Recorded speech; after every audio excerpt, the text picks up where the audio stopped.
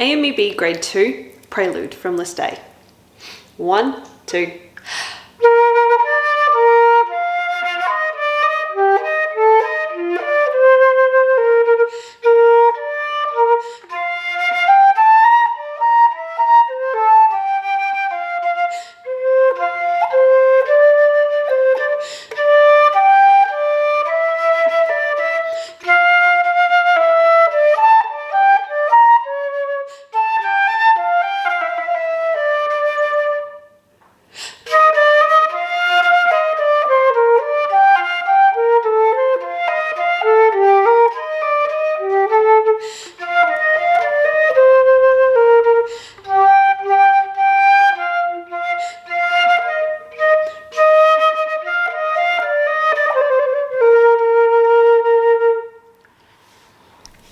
So that piece was at speed.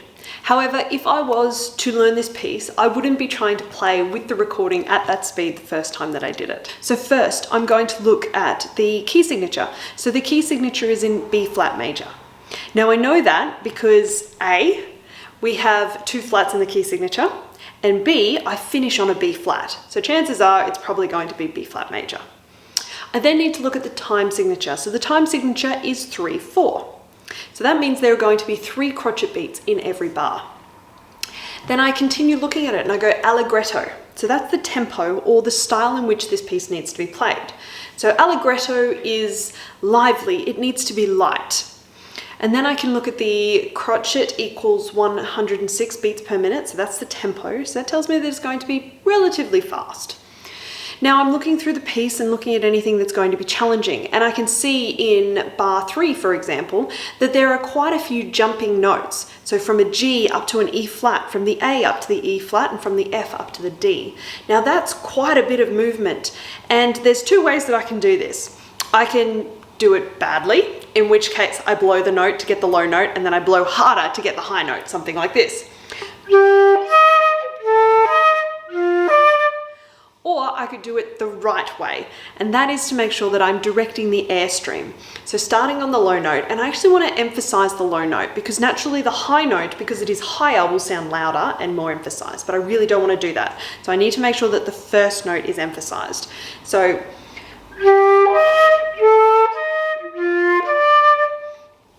getting down, making sure that my airstream is going down to the floor to get that low note, and then I'm moving my chin. So from do, do, do, do. So by moving my chin, I'm actually changing the direction of the airstream.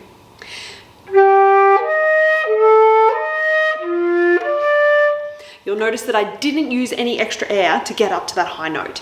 Now, a way that you can practice this away from this piece is to use harmonics. Now, harmonics are where you play a note and then you change the direction of the air in order to get a different note. Now, this is easiest if you start as low as possible. So I'm going to start on a low C. Now I'm going to play the low C, and then I'm going to slowly direct the airstream up to the ceiling until I get different harmonics.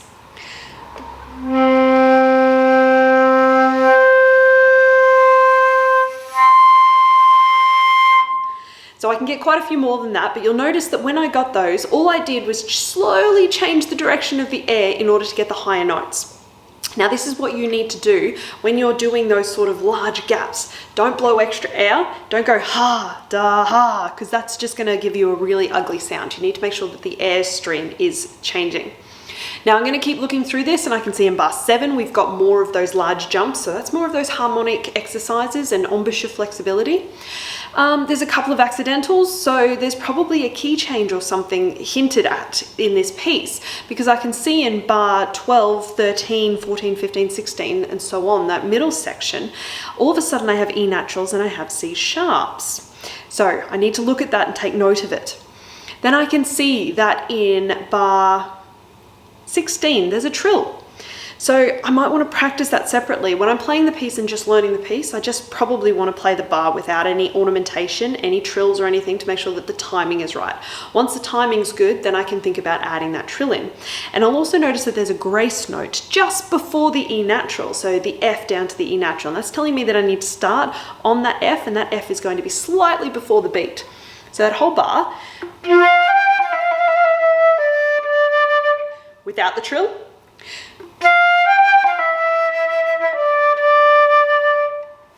So that's something I'm definitely going to need to look at. Then the next bar, I noticed that we're going back to the original key. We're back with our E flats. There's no more accidentals.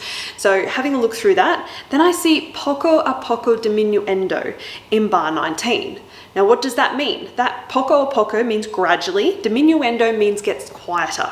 So I need to gradually get quieter while I'm playing these bars. And then I'll notice that a couple of bars later, there's a piano. So piano means soft. So I need to gradually decrescendo from a mezzo forte, which is moderately loud, down to a piano, which is a moderately soft. Then at bar 24, there's a cres, C-R-E-S-C dot. That means to crescendo, to get louder.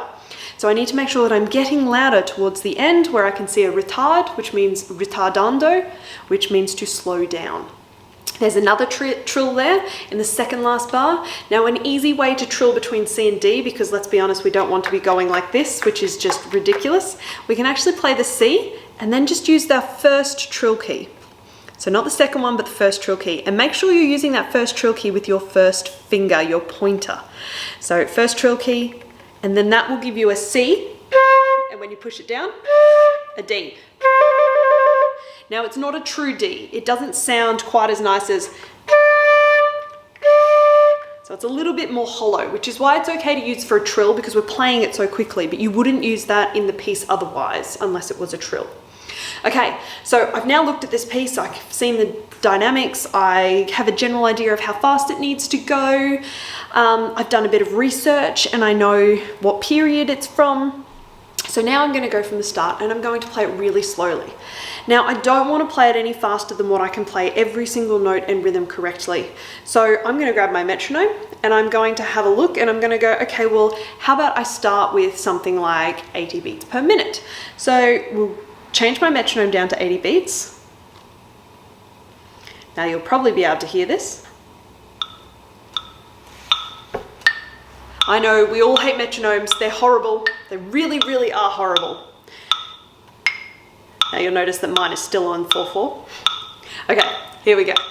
So this is quite slow. So if I was to play this, I would go da da da da dum ba da yum bum ba dum da dum dum dum dum. Now if I was a beginner and I'd never seen this piece before, that is probably going to be too fast.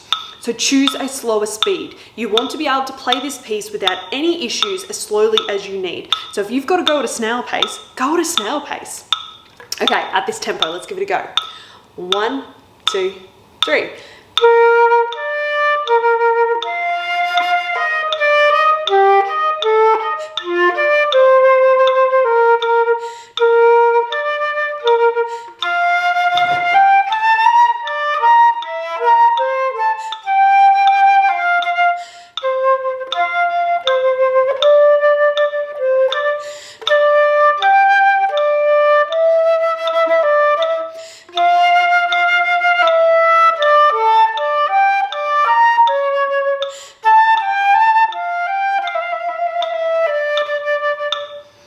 Now I've just hit the fermata, so that's the half circle with the dot, which means I hold that D a little bit longer.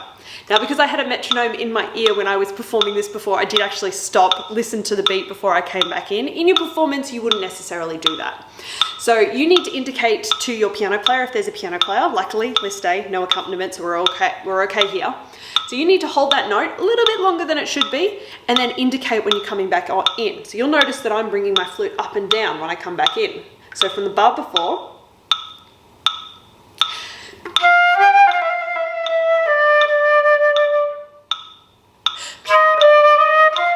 so did you notice I took a breath? It was quite audible. So if I had been playing with a piano player or somebody else in an ensemble, they would have known exactly when I was going to come in.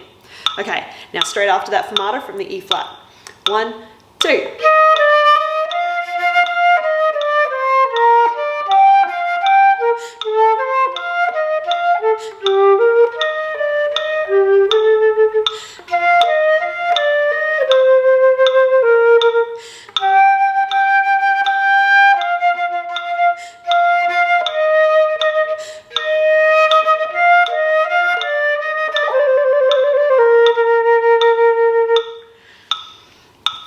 Now, if I made any mistakes in that piece, I would circle that bar, and that's the bar that I would practice. So I know that bar 3 is going to be quite tricky. So you know what I'm going to do? I'm going to practice bar 3 and just bar 3 as slowly as I need to.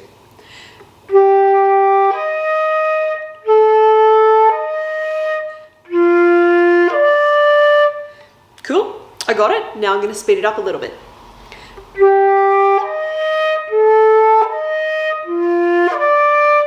And then a bit faster.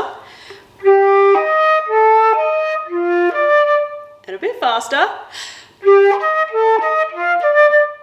Now chances are you're not going to get that the first time. You might have to play it really slow 10 times before you can speed it up even a smidge. And a great way to do this is actually with metronome again. I know we all hate metronomes, but they are actually really handy.